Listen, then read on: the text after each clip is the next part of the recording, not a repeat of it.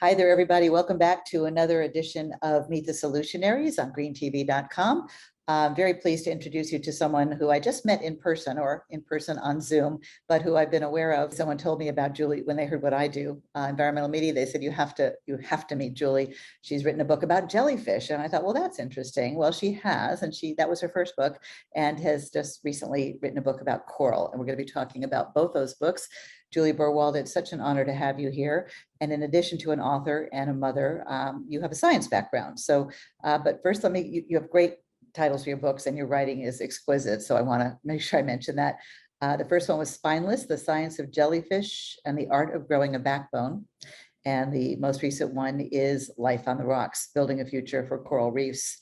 And thank you for your devotion to raising awareness about, well, I guess jellyfish would be kind of unsung heroes. Coral, there's coral sexier. We're going to talk about that, but just go back a little bit and tell us how you went from working in science to become an author, a writer, wanting to tell the world about what you were learning. Yeah, thank you so much for having me, Betsy. It's delightful to have the opportunity to talk with you on Green TV. Actually, kind of to back up, in college, well, even to back up farther, I grew up in in St. Louis, Missouri. So sort of as far from the ocean as you could get on in our country. And I think we went on like a few trips to the beach when I was a kid, but I had never stuck my head in the water. I'd never gone snorkeling until I went on a study abroad program my junior year of college.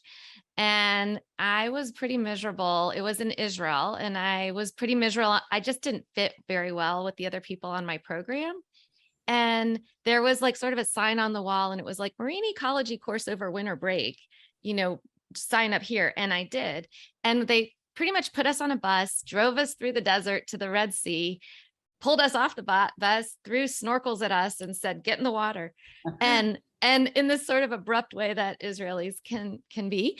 And so I kind of awkwardly put on this mask and snorkel and put my fins on, and I stuck my head in the water, and I was like, what is this? Because the Red Sea, I mean, it's one of the richest places on our planet. So, my first shot at looking underwater happened to be this amazingly brilliant, beautiful place, but it just was so full of life and energy and color and texture. And I couldn't believe that this existed on the same planet as us. Was that a lot, right? That was in a lot. Yeah.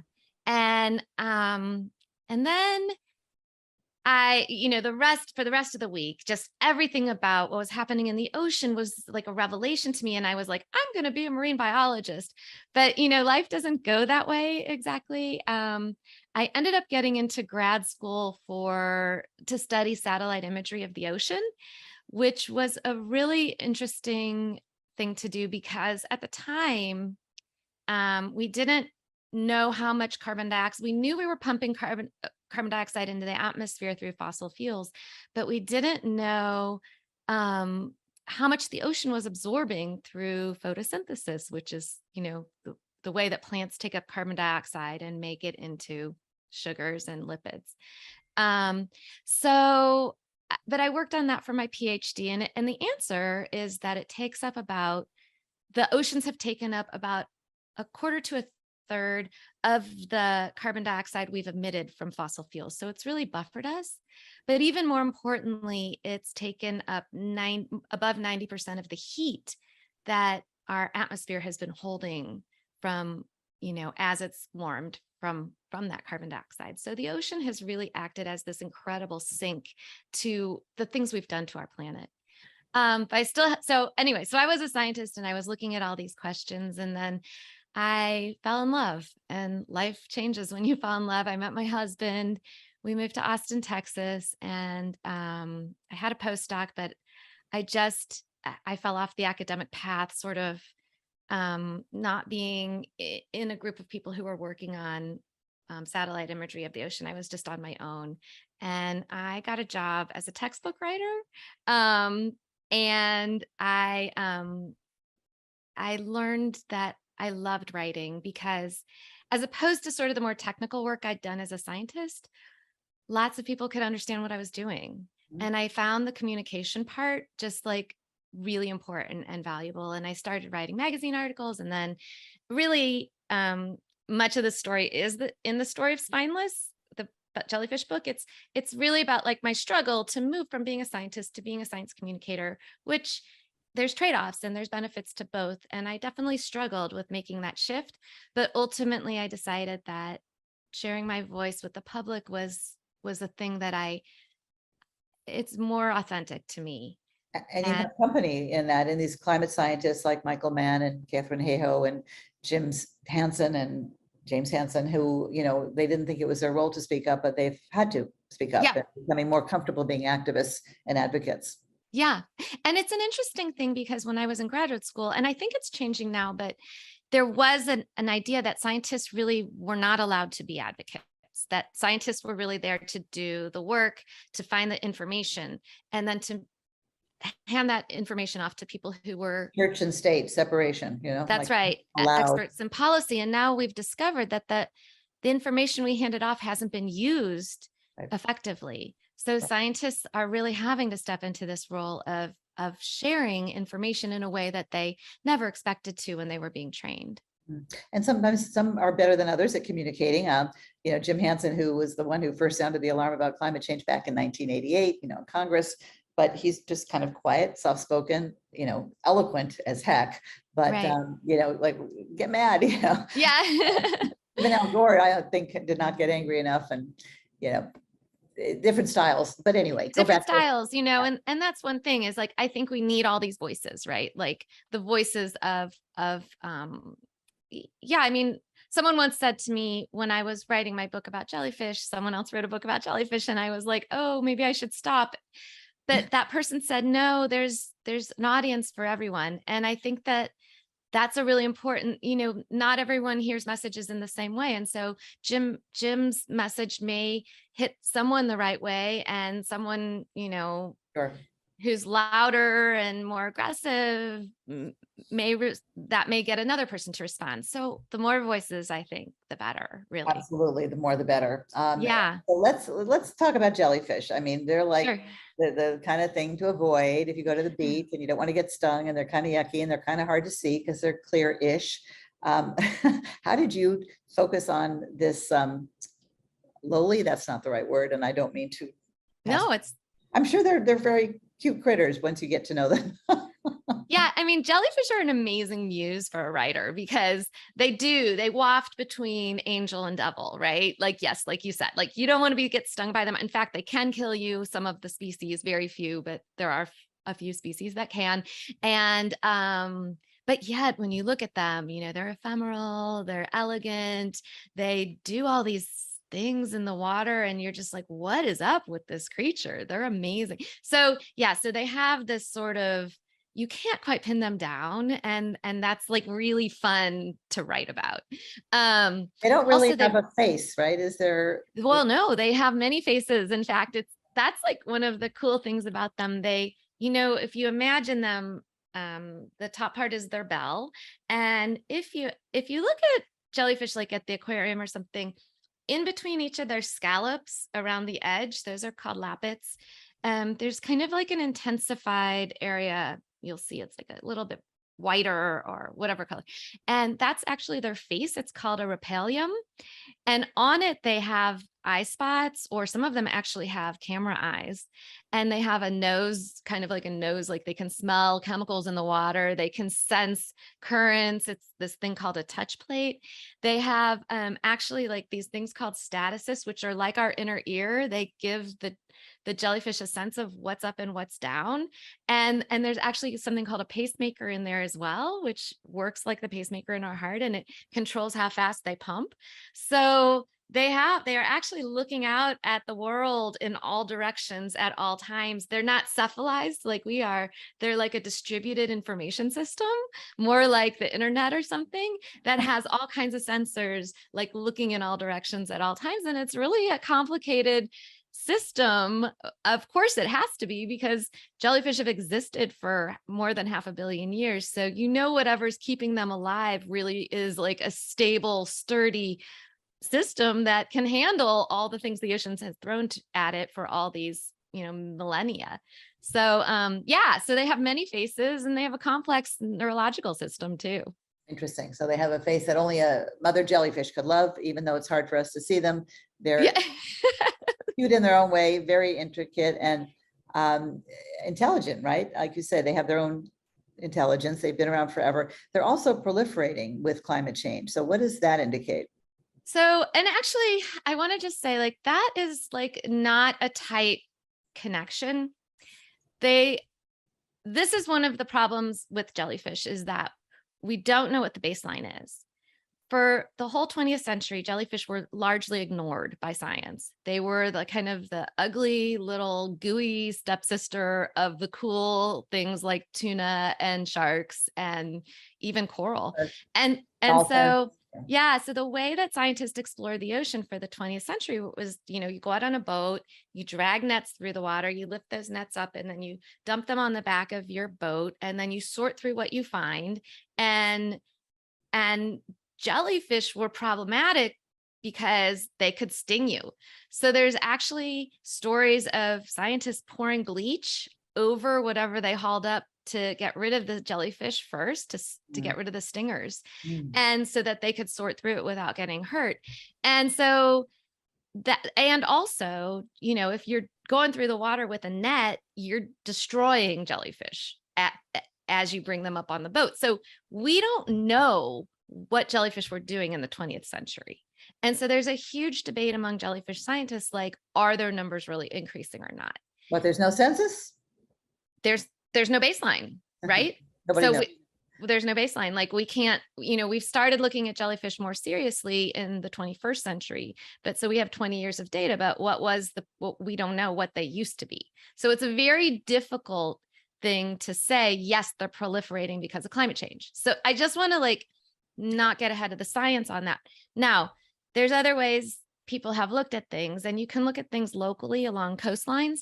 And so if you take all the data we have, some of it is crappy data, and include anecdotal data, which are like newspaper reports of years when there's big jellyfish blooms. And then you look at the data broken up among these what are called large marine ecosystems, which are like different parts of the world that are connected together ecologically. Then the most recent census shows that in about 60% of the world's coastlines, jellyfish numbers do look like they're going up. But I want to be really careful to not just say something that hasn't been published and isn't in the scientific paper, because I'm very science-based in everything I write. And you want to teach us who don't know anything about this accurately. Are they sturdier? Is that why they might be able to withstand warming water? Is that one of the hypotheses? So theoretically, yeah, there's some really cool reasons why jellyfish are doing better in today's world, and they're not all climate change. So the one reason why we think that they could be doing better in today's world is because there are some jellyfish that proliferate faster in warmer water. So, but we have to remember there's thousands of species of jellyfish. So there are certain ones that we think, some of these moon jellyfish do seem to reproduce faster in warmer water. And moon jellyfish are the ones that have sort of that 4-leaf clover on the top of them. They're the most common ones you'll see in an aquarium. But it turns out that once they started looking at those with DNA, there might be 17 species of moon jellyfish that all look the same. And we all thought they were the same species before we started looking at them with DNA. So it's complicated. Jellyfish are complicated. So are coral, and we're going to get to that in a minute. But I read a little bit of your book about coral, and want to finish the whole thing. It's fascinating about the way that they mate, reproduce, if you will. How do jellyfish do it? Okay, so this is over to coral. And this is actually really the crux of what's going on with jellyfish is they have this crazy reproductive system. And so the jellyfish that the Medusa that we know and love, that's really just part of a jellyfish's life. So they make eggs and sperm, which fertilize and form little larvae, which are called planula larvae, that look like a little furry tic tac. And then they sort of swim down and find a hard surface to attach to. And they grow into a polyp, which is like a sea anemone. It looks like a sea anemone. And they like to live in the shadows underneath something, and they attach onto hard surfaces. So one of the reasons why we think that jellyfish may be doing better in today's world is because of so much coastal development, which has created all this habitat for jellyfish polyps. But Mm. here's the cool part, the crazy part about the jellyfish polyp is that, so it's kind of like this little sea anemone that's living there upside down in the shadows. It can split itself horizontally, like make little, yeah, it can split itself into many, many, many, many, many polyps until it covers the entire bottom surface of like a dock or a jetty or something, Oh. kind of like grass. So it'll fill the whole dock or jetty. And then what happens is, I'm going to use my cup as sort of a demo here. So imagine this is a polyp, and here's it. It would have tentacles sticking out here. It will slice itself horizontally into like a stack of pancakes. And so one polyp can get sliced into, say, a dozen or 20 of these slices. And then each one pops off the top and becomes a little baby jellyfish. And they're called Ephyra, and they look like swimming snowflakes. And then they mature into the medusa we see. So if we back up, a single larvae can become a polyp, which can then become a field of polyps, which then slice themselves into 20 or so pancakes, which each pop off and become jellyfish. So that's why we often see jellyfish in these huge swarms, because they do this kind of en masse. And so this is one of the reasons why we think jellyfish are doing well in today's world, is because there's all these surfaces that didn't used to exist, and it's all jellyfish polyp habitat. Mm. See, uh, there won't be a quiz. There will not be a quiz on this, but I just have to stop and say two things. One, I love how you can just raise your eco IQ by listening to one interview. I've just learned a ton about jellyfish, more than I ever thought I was interested in knowing. But two, it's fascinating. It just, you have to take a breath and just say, nature is so freaking amazing. So freaking amazing. It blows your mind. I mean, it just, right. And we're destroying it. Not to put a buzzkill on it, but how dare we? We humans. It's so intricate and amazing and miraculous. So, okay, I think that's probably enough about jellyfish for now. I'm sure there's a whole book. In fact, there's a whole book on it. I hope to read. But then you took something up that's a little more relatable. I mean, coral jewelry, and coral's got the beautiful color when it's live and thriving. And most people know that they're just amazing creatures. They're animals. Most people don't know that. And they're also condominium builders, because they house all these species. And they're also, I think, responsible for a quarter of all sea life. And that kind of reminds me of the bees that are responsible for pollinating a quarter of our agriculture, supposedly. So these are very, in addition to beautiful creatures, very prolific, very productive, very important. And seeing, my husband's a scuba diver, I'm not, but he gets so depressed when he goes down there, and it's just, I'm sure, I know you write about it, the brown slime, the dead coral reefs. Anyone who's seen Chasing Coral, of course, has seen the difference between a live and a dead coral reef. So, okay, tell us about that segue from jellyfish to coral. Was it like an immediate turn, or did you have a couple of others exotic species on your mind before you picked the coral? Well, honestly, two things about that. So first of all, coral were what I first fell in love with. What, in that story you asked me to tell at the beginning about like what brought me to marine science in the first place. And they were like my true love, and so I think I always hoped I would be able to write the story of coral. And I wonder if I chose jellyfish first because it was like dating the younger brother of coral, like Work up to coral it. coral and jellyfish are first cousins. They both are in the same phylum, which is called Cnidaria. They are united with the sea anemones in that same group. And they're all united because they have this amazing thing called the stinging cell, which we know mostly from jellyfish, but it turns out coral have the very same thing. But so I think once the jellyfish book was successful, I sort of I kind of played with the idea of like, should I write a coral book? But I knew that coral are in a really bad straits right now. And the reason is climate change. And so I was struggling with whether I could write a book about the demise of this animal which is so critical and underpins so much of ocean health. And could I suffer through writing a whole book about that was basically an obituary to these Mm. incredible animals? And I knew I would struggle with that. I knew I couldn't write that story. And so, but I flirted with it. So I put in like a Google alerts on my email for coral reefs. And this meeting came up, which was in Florida, and it was called Reef Futures. It was in 2018. And there was this really interesting piece of it, which was that the the Australians were going to be there. And I knew, the Australians have the biggest coral reef in the world, the Great Barrier Reef. And they were talking about some pretty extreme measures that they were going to go to protect their reef. And I was like, wow, are we at that point? And also, what are they doing? So I signed myself up to go to that meeting. And at that meeting, I discovered that, first of all, as you said, like the reefs are critically important. They take up less than 1% of our ocean's area, but a quarter of all marine species depend on them. They're super, super important.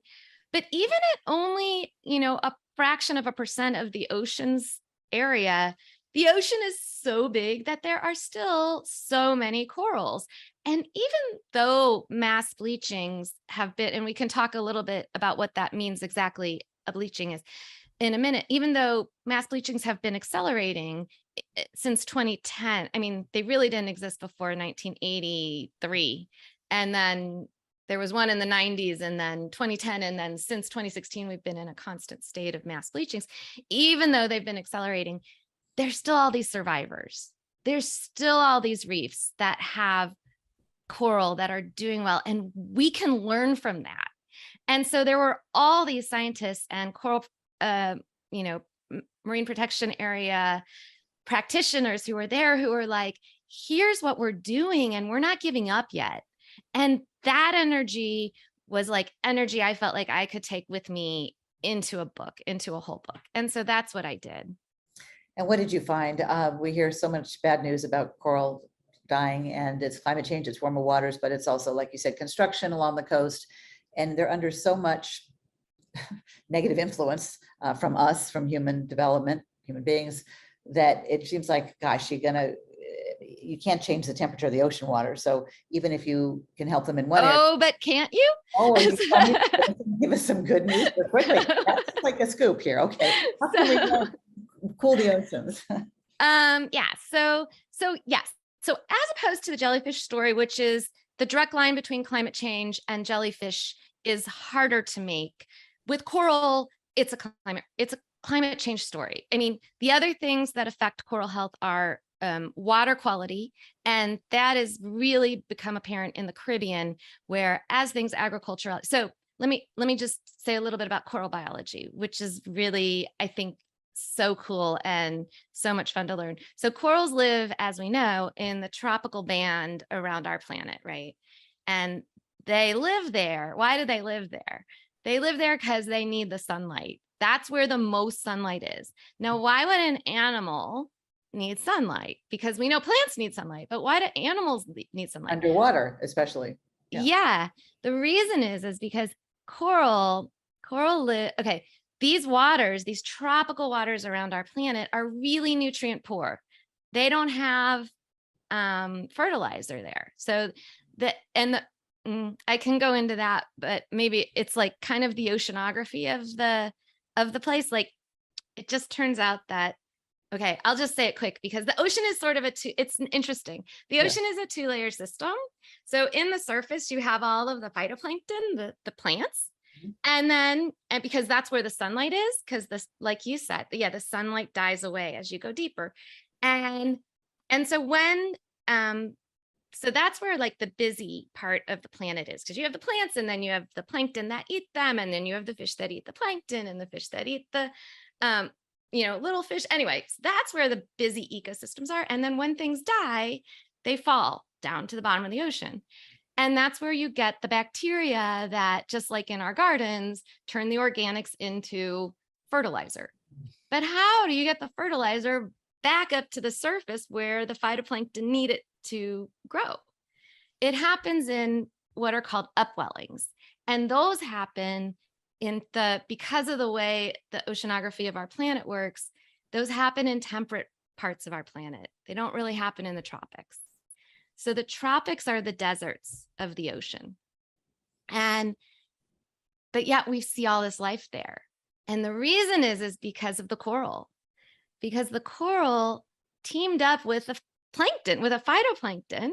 They said, come live inside of me, come live in my tissue like a tattoo, and I will feed you nitrogen from my waste, because we all make nitrogen waste. We animals all make nitrogen waste. That's what is in our urine. So they feed these algae that otherwise they feed these algae that otherwise wouldn't have food in the water, in those tropical waters. They feed them everything they need to eat. Amazing. And that partner, and then the algae in exchange that are living inside the coral, they give 90% of the sugars and lipids that they make from photosynthesis directly to the coral. So it's this very tight exchange system. And it's so powerful that the coral have all this extra fuel. And what do they do with it? They make limestone. They make their skeletons. They make the great reefs of the world. So they're powered by the sun through the algae that live in their tissue. They have so much extra energy that they can create the coral reefs that everything lives on, and is the richest, most diverse ecosystem, in the sea. So this is an incredible situation, and that's what makes the reefs of our planet. And the coral like to live in places that are nutrient poor, because it allows them to control how much the nitrogen that the algae get. And so when we add nitrogen fertilizer to our land, and then that runs off into the water through rainstorms, it changes the dynamic for the coral, makes it harder for them. Yeah, it makes them harder for them. They've evolved for millions of years to live in these nutrient poor waters. And so we see coral diseases crop up in places where the water quality falls. And that's what we see a lot happening in the Caribbean. And that started in the 60s. And so that's why the Caribbean coral reefs have really suffered more than the Pacific coral reefs have. So it's this cascading effect where there's negative influences. So definitely water quality is an issue. Overfishing, illegal fishing is an issue. But really the big issue with coral is climate change. And that is because this incredible symbiosis that I talk about, I call it the badass partnership in my book. We don't know why, but it lives very close to its thermal tolerance. When the water warms up by about 2 degrees for a period of a week or 2 weeks, the algae coral symbiosis breaks apart, and the algae leave the coral, and we don't know why. And we don't know even who throws the switch, who says, I want to break up, I want a divorce, or whatever you want to call it. We don't know if it's, I'm out of here. We don't know if it's the coral saying, like, I'm feeling stressed, the water's heating up, I can't handle anything else.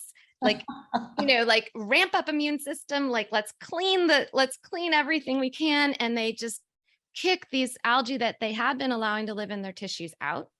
Or if it's the algae who's like, I'm not quite getting fed enough nitrogen anymore, I'm not feeling like this host is like treating me well, I'm going to reveal myself to the coral's immune system and make it kick me out. So we don't know which of those two things is happening, but it happens. And then when the algae leave, they take their color, they take their green pigment with them, and they take the fuel. They take that 90% of that sugar that they usually feed the coral with them. And so the coral suddenly is on starvation rations. And if it doesn't reestablish a partnership, if the water isn't cool and doesn't reestablish a partnership, the coral will die. And so that's what a coral bleaching is. And that's why climate change is really like the existential threat for coral reefs. And we should care about coral reefs in addition to them being so complex and beautiful. And we haven't even talked about how they reproduce You must tell us that because, I mean, if you haven't like just been bowled over by nature yet, you will be. I mean, just in this interview alone, I was. So for that, and then I also want to talk about some of the technologies that look promising for fixing coral reefs, if that's even possible. Yeah, so the coral reefs are very romantic, and they can't, the coral animals, they're stuck, they're glued down by their skeleton. So they can't move to go find like, a mate to mate with. So what they do is to increase their chances of their eggs and their sperm meeting in the big wide open ocean, they use clocks. And the clocks that they use are the light of the moon and the temperature of the water and the light of the sun. And so every species has its own romantic timer that they use. And even different reefs have their own timers, but usually it'll happen in August after the full moon, about between 4 to 9 days after the full moon. um, and then each species, like a certain number of hours after sunset, the corals will release their eggs and sperm in unison, and down to the minute they will release their eggs and their sperm, and they will float upwards, hopefully, and they will meet near the surface of the water and fertilize each other and make the same kind of little tic-tac larvae that the jellyfish do, because they're very, like I said, first cousins. And those little larvae swim back down to the reef and find a promising spot to plant themselves for the rest of their life, and that's where the coral will grow. And So we're mucking up that process too. Obviously, if they can't reproduce, this is not good news. yeah, and there are some places in the Caribbean where the corals live too far away from each other for their eggs and their sperm to meet with each other. So one of the technologies that's happening is there are scientists and practitioners, reef practitioners, who are collecting eggs and sperm. They go down, they dive, and I got to do this in the book. And you go down at night and you just kind of sit there like watching these coral colonies, and then all of a sudden these eggs just like whoosh, they just emerge, and it's like you're in a reverse blizzard or something. I mean, I guess it feels like a little indecent, but it's just also magical. And so, Voyeur, you're a voyeur. you're surrounded by like, reproductive material.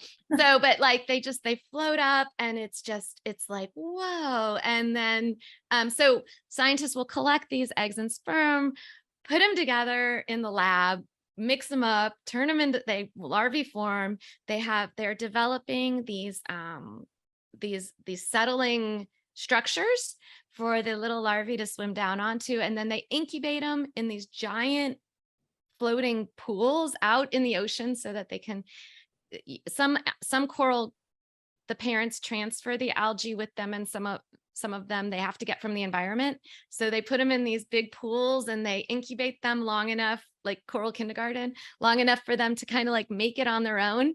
And then they will replant thousands of baby coral to the sea at a time. So that's one of the amazing things that's happening out there in the world. And what else? Give us one or two more, because I hear about these various things that are being tried like over the last 10 years at, climate change conferences, but I haven't followed up to see which ones are working.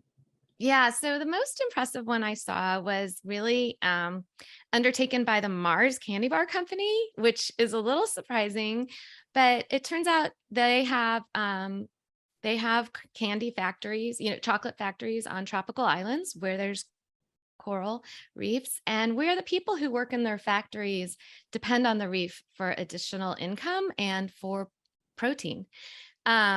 It's estimated that between 500 million and 1 billion people rely on coral reefs for their primary source of protein, which makes a ton of sense because they are such productive parts of our sea. So as the coral reef starts to decline, people who have traditionally relied on the reefs for this extra food, they are unable to. And so Frank Mars, who is the grandson of the original Mars, he noticed this and he was like, what can we do? And he started working with some people in the factory who are really good at factory stuff. So they're very good at like tinkering and manufacturing and putting things together. And they came up with this idea, which the idea was for it to be portable, to be able to be made on any tropical island. So anywhere there's boat builders. And it's a rebar sort of structure that has 6 arms on it, and it's bent around. And they call them reef stars. And they sort of just stabilize a reef that has become rubble.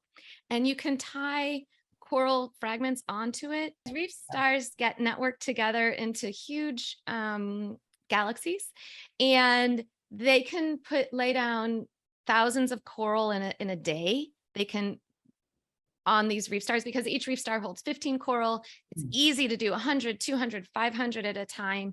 And when you dive on these reefs 18 months later, you can hardly see the reef stars any longer.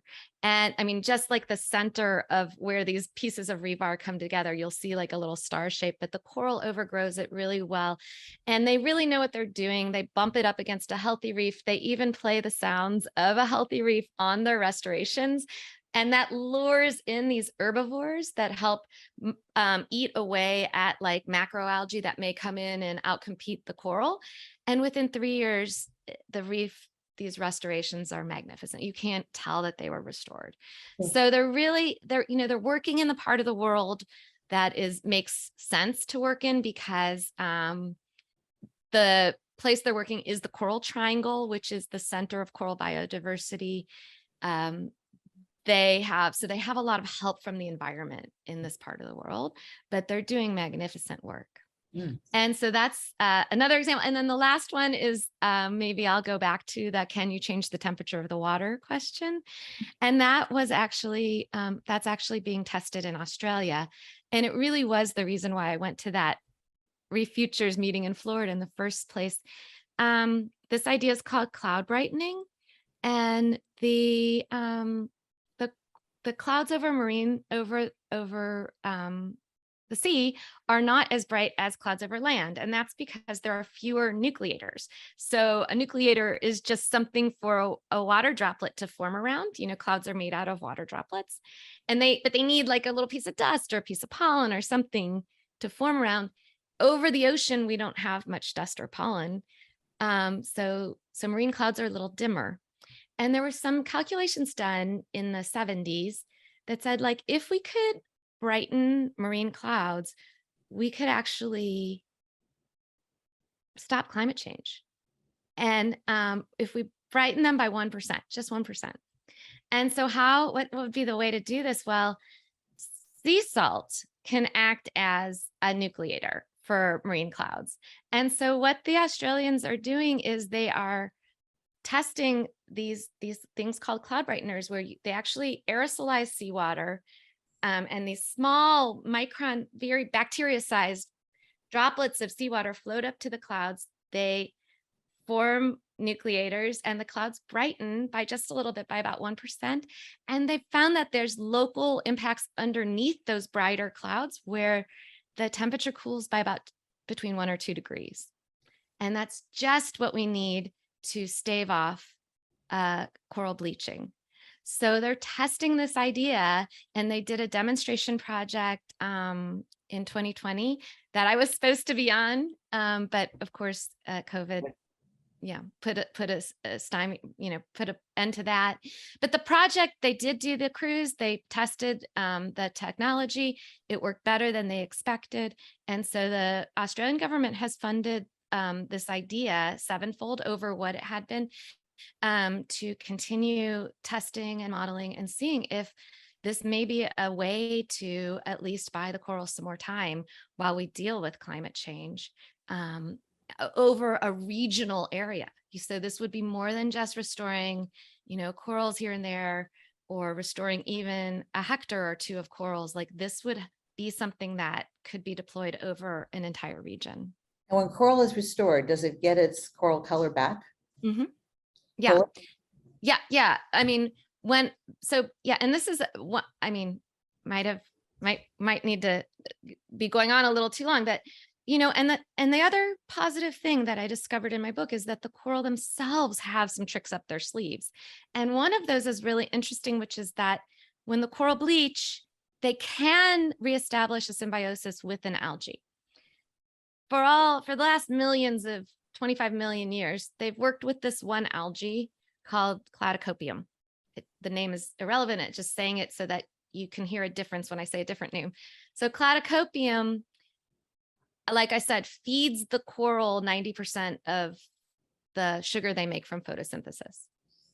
What scientists are starting to see is that sometimes coral will reestablish a symbiosis with a new algae, this one called Duristinium. Duristinium only feeds the coral 65% of the sugar it makes from photosynthesis. So it's more selfish. It's a more selfish partner.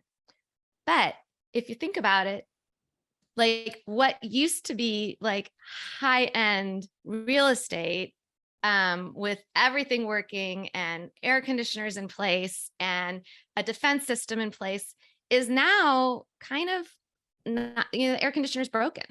So the only tenant they can get is paying them less for this space.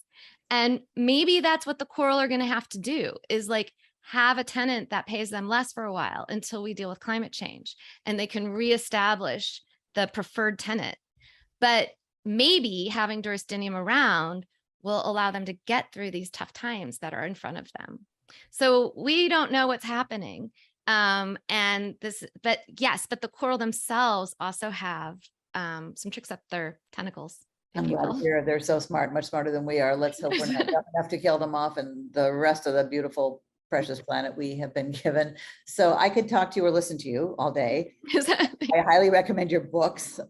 You're just so animated about, this knowledge, and thank you. I would like to end the interview asking you to ask or tell our viewers what you would like them to do. We are Meet the Solutionaries, and you are talking about solutions, but I want to give people some sense of agency and empower them to take action, even if it's just, start paying attention to coral and share things and petitions, but perhaps more. What would you like to leave us with? Yeah, I mean, that's it. One of the things that's really hard about telling stories of the sea is that the sea is invisible to us so much of the time. And it's really the lifeblood of our planet. I mean, we depend on the ocean's health for our own health. And so, yes, please try to remember that the sea is here, that it supports us, and that we need to support it. So that's, the first thing. The next thing is, honestly, reach out to the people who represent you in Congress and tell them how important climate change is to you. It matters more than anything, because I can't begin to imagine a world where the coral reefs fail. And that is the prediction. Mm-hmm. So climate change is urgent. And if we can get our arms around it, it will matter not just for us up here, but for the whole, for the sea. So individuals and families and communities can do everything, or should do everything they can to reduce their emissions, their carbon footprint. Yeah, but I mean, really, we need systemic change. So I don't want to put it on the individual. I think that we've had enough of that. Above. Individual, systemic, everybody. Yeah. I think we've heard for so many years that it's our fault, and as individuals, we need to change our behavior. We need systemic change. We need to tell our elected officials it's time for systemic change. Mm-hmm. And we need to vote for leaders who understand science, right, and the need to listen to scientists. And you have been wonderful, a joy to listen to, even if the overall news is not positive. You've given me hope with your knowledge and your smile and the way you describe things. And your writing is even more gorgeous than your speaking, if that's possible. So I really want to urge our viewers to check out your books. Why don't you just give us the titles once again? Yeah, so my most recent book is called Life on the Rocks, Building a Future for Coral Reefs. And then the jellyfish book is called Spineless, The Science of Jellyfish and the Art of Growing a Backbone. And you can find out more about me at juliberwald.com. And it's JuliBerwald. And your next book is going to be fiction. And let's hope so. Well, I want to let you get back to your writing, because you are, like I said, a beautiful writer. And thank you for your contribution to our understanding of coral reefs and jellyfish. Who knew? Now we know. Now we know. Now you know. I feel much smarter about this, and hopefully our viewers do too. And mostly will care enough to read your books and to tell their friends, tell their enemies, anybody, that Sure. we need to save the ocean. And, I remember I've been doing this long enough that when we heard, oh, the ocean is sucking up all this carbon, it's a great carbon sink. But then but guess what? There's a problem with that, of course. Now there's no way. It can only help us so much. Right, exactly. We need to help nature help us. And there's no time to waste. So with that, I'll let you go. Thanks so much, Juli Berwald. It's been a real joy and great to have you as part of our Solutionary series. Thank you. It's been great to be here. Thank you for this wonderful conversation. Let's meet up when we're both in Austin again. Let's do. Okay, wonderful. Thank you.